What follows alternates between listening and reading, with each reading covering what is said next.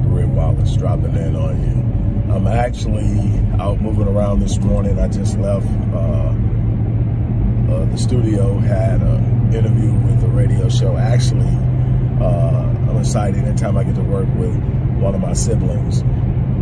I got a chance to be interviewed by my siblings on a couple of different topics that I'm really invested in. So that was always excited. I'm headed to the office now, and I'm sitting down, and as I'm driving, I'm thinking about, you know, all the things that are happening, and then I get a phone call from someone, and they're telling me about something's going on in their lives, and you know, and my response is focus. Focus on what you control. It's so important to focus on what you control. There are things in your life that you do not control.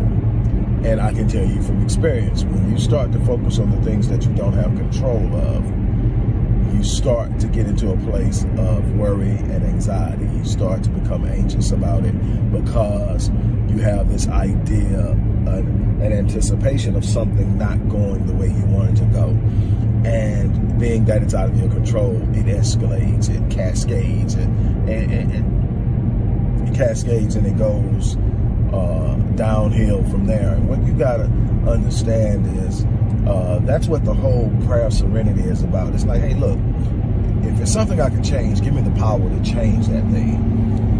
Give me the wherewithal and the fortitude, intestinal fortitude to go out and make the moves and take the actions necessary to change it. And then there are going to be those things that I can't change. Give me the ability to accept them and to move forward. It doesn't mean that I become complacent. It doesn't mean that I am compliant with negativity. It simply means that I understand this isn't something I can influence, so it's not where my focus needs to be. I'm going to say, let that be, and let me focus. What happens is when I begin to focus on the things that I do have control over, I change things. And if I focus enough, what I find out is there are going to be things that I don't like that's going to happen in my life. That's a given. It's not going to be a life where I get to circumvent all the struggles, the darkness and the disappointments and the loss and the vicissitudes of life are going to roll into my paradise on times when I least expect them and least need to be in a place of dealing with them. That's life. But what I find is when I focus on the things that I can control, when I focus on the actions I can take, what it does is it puts me in a better position to deal with those things that are uncomfortable, those things that are not what I would like them to be. It's not about getting around them. It's about building yourself up and becoming the person that can deal with it. Let me tell you something. There's something on the inside of you that you need to reach down inside and pull out, and you need to put it out in front of you. You need to understand that no matter what you go through, you can get through it. You're built for it. The thing is, most people fold before they ever get to their breakthrough. Most people lay down, shut down, throw in the towel before they experience a breakthrough. When I say breakthrough, what I mean, I don't mean that in a religious connotation. While it can be applied to faith, most definitely, it requires faith. I'm not talking about the cliche breakthrough. I'm talking about a breakthrough in a situation that you're dealing with, where you are going to actually get to a point where your persistence pays off, where your commitment and consistency pays off, where you are literally going to be able to see the fruits of your labor bear out. That's your breakthrough, that moment where the resistance has to release you.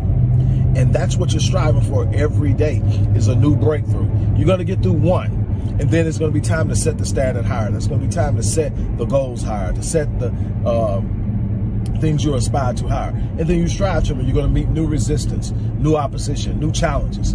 And then the goal is to push through until you get a breakthrough. When you get a breakthrough, you've reached another level, another milestone, another plateau in your life, and it's time to ride, set it, and you keep going. It's about next level living. It's about living life at the next level and constantly striving to get to the next level. Not to prove anything to anyone else, not to sit up and say, hey, look what I've done. It's to say, I'm getting the most out of my life. The sense of fulfillment you get when you consistently graduate in life to the next level, in relationships, the next level in business, the next level in finance, the next level in impact. That you support what the Odyssey Project is doing in the inner cities, especially with programs like Black Men Lead, which is a rite of passage initiative, and Restoring Ghetto's Forgotten Daughters, which is a program focused on helping young girls, but boys as well, suffering from childhood sexual abuse, rape, molestation, domestic abuse, absentee fatherhood, and so many other things. The information will be in the box. Thank you.